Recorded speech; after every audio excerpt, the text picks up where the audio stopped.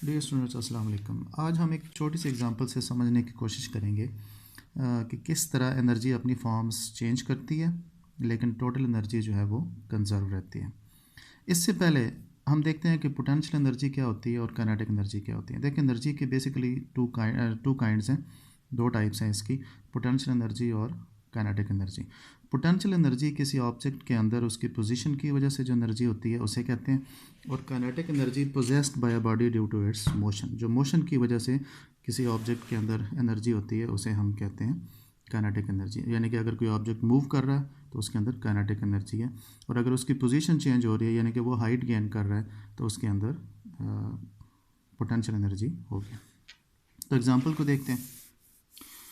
Suppose हमारे पास एक ball है, ग्राउंड लेवल पे हमारे पास मौजूद है। ये हमारे पास ग्राउंड है और इसके ऊपर ये बॉल हमारे पास मौजूद है। अगर इसके अंदर देखें इस वक्त कौन सी एनर्जी है, इसके अंदर इस वक्त इसकी जो टोटल एनर्जी है वो ज़ीरो होगी। E total is equal to zero. E total का मतलब कि इसके अंदर पोटेंशियल एनर्जी या काइनेटिक एनर्जी के हिसाब से अगर हम देखें तो ये दोनों एनर्जी ज़ीरो है, क्योंकि ग्राउंड लेवल पे मौजूद है, इसने कोई हाइट गेन नहीं की, इसकी पोजीशन चेंज नहीं हुई, तो पोटेंशियल एनर्जी ज़ीरो है। और ये मूव भी नहीं कर रहा तो इसका मतलब काइनेटिक एनर्जी भी इसके अंदर ज़ीरो है।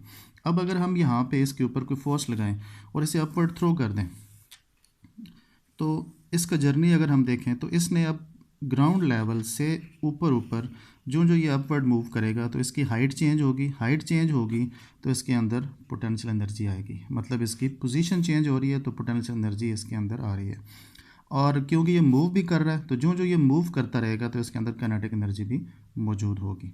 तो इसका मतलब ग्राउंड लेवल से ऊपर ऊपर जहाँ तक ये जा रहा है, ये हाइट गेन करता जा रहा है तो इसकी पोटेंशियल एनर्जी बढ़ती जाएगी। मूव भी कर रहा है तो काइनेटिक एनर्जी भी इसके साथ मौजूद होगी।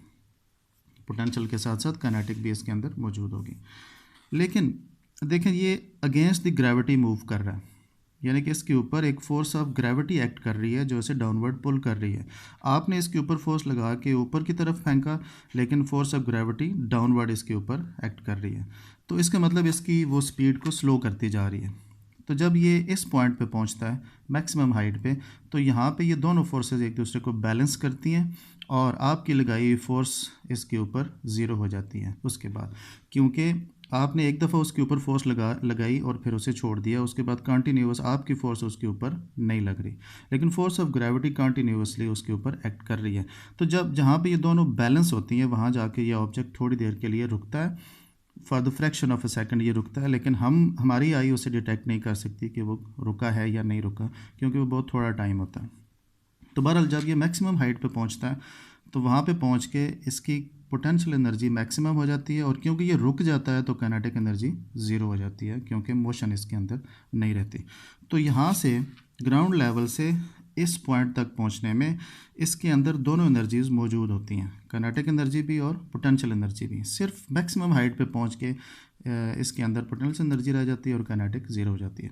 लेकिन इसके फ़ौरन बाद फिर फोर्स ऑफ ग्रेविटी की वजह से ये डाउनवर्ड मूव करना शुरू करता है, और इस पूरे जर्नी में, बैकवर्ड जर्नी में, ग्राउंड तक पहुंचने में इसके ऊपर जो फोर्स ऑफ ग्रेविटी है वो एक्ट करती है, और इसकी जो मोशन है उसकी मिकदार बढ़ती रहती है, यानी कि इसकी स्पीड बढ़ रही है।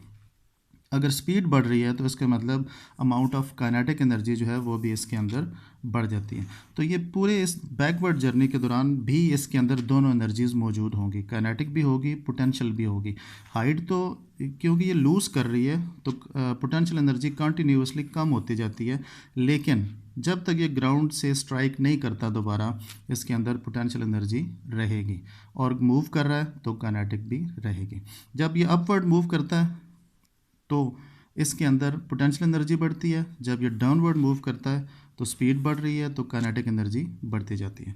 जब ये ज़मीन के बिल्कुल करीब होता है, just before striking the ground, तो उस वक्त इसके अंदर जो काइनेटिक एनर्जी होती है वो मैक्सिमम होती है, क्योंकि इसकी मोशन की मिकदार इसके अंदर बहुत ज़्यादा होती है, स्पीड इसकी मैक्सिमम होती है।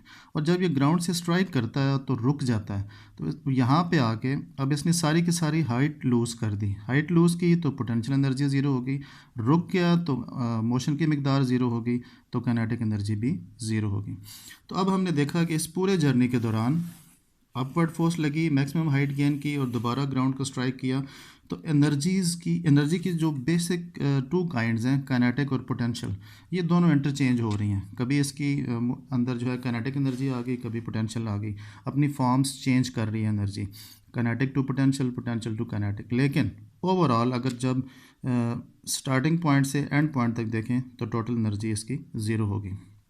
स्टार्टिंग पॉइंट पे भी ज़ीरो है जब ग्राउंड पे पड़ा हुआ है, जब दोबारा ज़मीन को टच किया तो रेस्ट पे आ गया तो दोबारा इसकी टोटल एनर्जी ज़ीरो होगी। तो इसका मतलब एनर्जी कंज़र्व है। फॉर्म्स चेंज की हैं लेकिन टोटल एनर्जी कंज़र्व है। होप आपको समझ आ गया होगा। Thank you.